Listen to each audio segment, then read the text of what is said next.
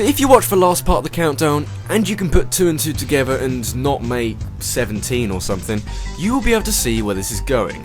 Mario is a good character, but he just seems a little bit too featureless. I'd like to play as a character with a little bit more about it, which is where Dr. Mario comes in. On first glance, you'd be forgiven for thinking that Dr. Mario is a complete reskin of Mario.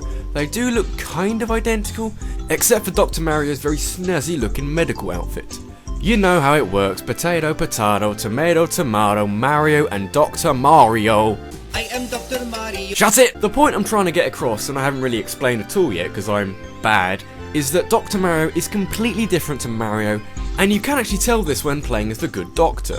He is noticeably more powerful than the original, even if he's apparently slightly slower, but I never really noticed that.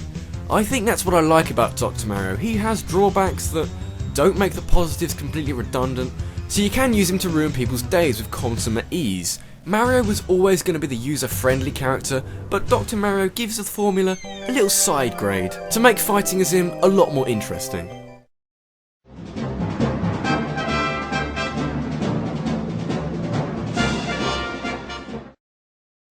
Hands off my prey!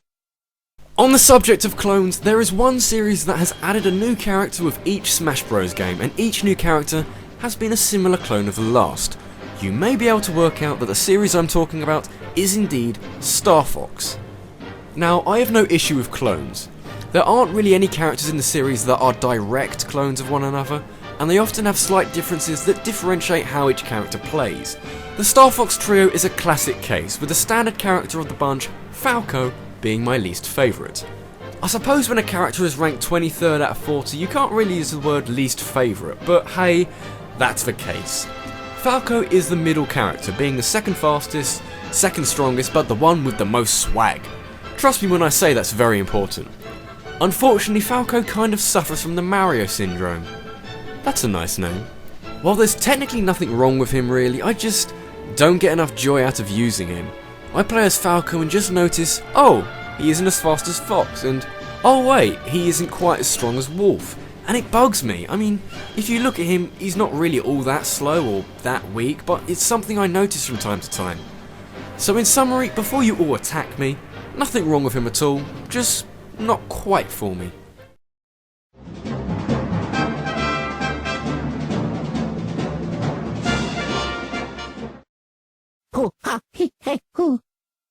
Taking one look at my username and you'll immediately think that Luigi should be number 1 on this list. Like Luigi is my favourite character of all time. For like, ever. But no, Luigi is a character I like and prefer over Mario, but he's nowhere near my favourite character in either the Smash Bros universe or in gaming as a whole. What I do like though is how Luigi's personality is translated into his setup as a Smash Bros character. Luigi's a bit of a cowardly idiot, and you see this nervous trait come through in whatever move this is, and how he lands on his head after a super jump punch thing. And in case that wasn't enough, he still possesses a taunt that can embarrassingly KO players at very low damage percentages, and a final smash that is just weird. Kind of like Peach Blossom, but way more fun to pull off. This might just be me, but I love how far Nintendo went with Luigi's anonymity in comparison to Mario. The announcer sounds almost surprised when you select him. Luigi! And the crowd chants seem to consist of about 2 people, so there's even more reason to pick him. You get these little things from time to time, and they make me smile every time.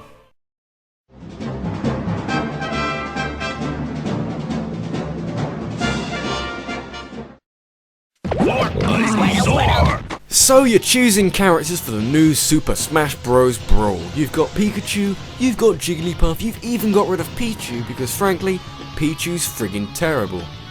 But you want to mix things up a little bit, see how unique a setup you can have. How about different evolutions, or multiple different Pokemon, or maybe an actual Pokemon trainer? Okay, when I first heard that they were going to put a Pokemon trainer into Brawl, I honestly thought that they were going to have the actual trainer fight everyone. It just made so much sense in my mind. In the end though, they did the right thing and brought in 3 different evolutionary stages of the 3 different starters from the first generation of Pokemon. I'm sure that with all the weird and wonderful Pokemon they were introducing, like Lucario, some people just really wanted to play as the starters they had during their childhood. The character as a whole works very well. There's been a lot on this list about, this character is too boring, this character is too slow, this character is a fucking terrible Final Smash. But with Pokemon Trainer, you're given 3 very balanced Pokemon that complement each other perfectly. It means that you can find a favourite and use it to your advantage, with my favourite of Squirtle, Ivysaur and Charizard being the infamously overrated Charizard. I just never get tired of screaming, "Eat my Rock Smash, bitch!" My point is that the Pokemon Trainer is diverse enough to suit any playstyle, while still being reminiscent of those times in Pokemon games where you go through the game with 3 really strong Pokemon and just decimate all before you. There's the added challenge of 3 different playstyles with each Pokemon, but it adds some much needed variety and strategy into the game, especially because the game forces the Pokemon change on you if you get KO'd. I might not be brilliant at each individual Pokemon, in fact I'm terrible at Squirtle, but I do have a ton of fun in the process.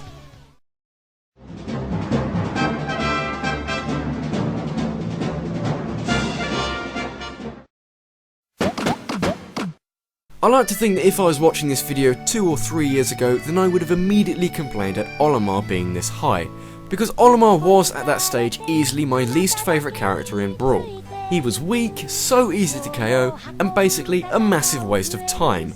But you know, with more experience comes a better understanding of how Olimar functions, and my god is this guy a little bundle of fun. If you've played any of the Pikmin games, you'll know that Olimar isn't much of a powerhouse in really any sense of the word. There is a reason why he grows an army of hundreds of Pikmin to do his bidding, and Super Smash Bros. Brawl follows a similar pattern. I mean, you can try and fight characters without using any Pikmin whatsoever, but that's just asking for trouble, and you're gonna get it in buckets. What you're supposed to do, it's not that hard really, is pluck some Pikmin out of thin ground, I guess, and use them in a similar way to the actual games. Without Pikmin, Olimar is pretty much the worst character in the game, but if you keep your number of Pikmin up, then you can really go to town on everyone. I guess you could relate him to Ice Climbers with how there's a strong reliance on something that opponents can get rid of, but I feel that it's managed much better with Olimar. You can, after all, just grow more Pikmin, and send them off to their deaths. Nice.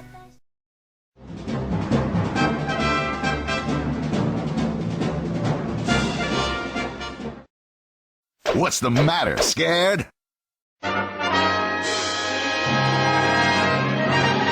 Falco isn't as strong as Wolf? Oh well, Wolf wasn't much higher anyway. You know, when I discovered Wolf was in Brawl and that he was going to be a similar character to Fox and Falco, I was very skeptical. I mean, one clone is fine, but another one on top of that just seems painfully bereft of inspiration. But you know, once I was given time to play as Wolf back in the day when I didn't have to make stuff for a YouTube channel every other day, I realised that Wolf is really different. It might just be the whole anti-hero, Wolf is basically consistent bad guy thing, but Wolf shares barely any characteristics of either Fox or Falco. I mean, yes, all 3 have a blaster, some sort of speed attack, a multi-directional charging move, and a reflector, but each use them in very different ways. Wolf is the slow but powerful alternative, and it results in a slow and powerful blaster as well as a slightly awkward speed attack, and a kick-ass charge move thing. You can really tell the differences between playing between Wolf or Falco and Fox. It's like if you wanted a bigger, slower, stronger alternative to a character like Peach, for example. You get a similar moveset, but the moves themselves are altered in such a way that you can really feel the difference between characters. If you take the Young Link clone as an example of how not to make clones, as long as you vary at the moveset enough, you can get away with a lot more.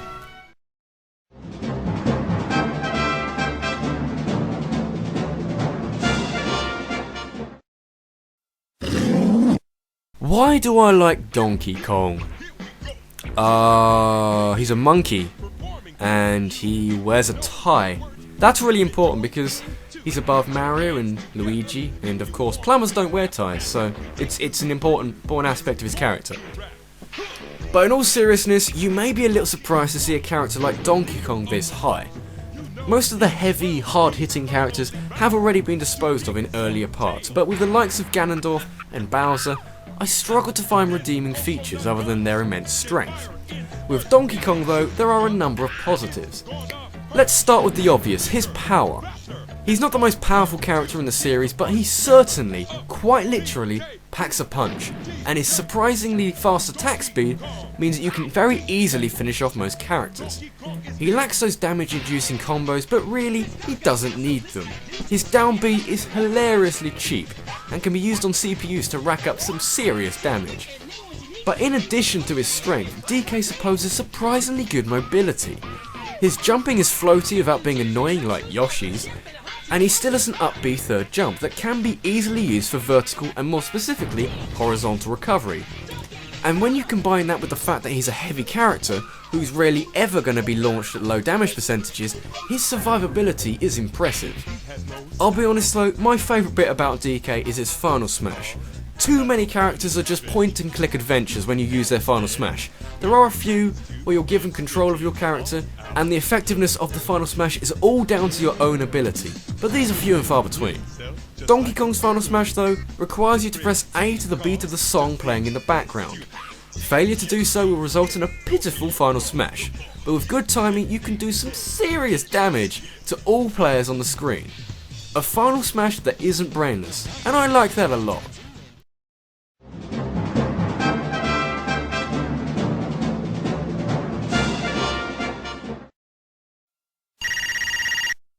Quickly taking you back to Mewtwo when I didn't know he was in the game, there was of course one character that was even more exclusive in Melee.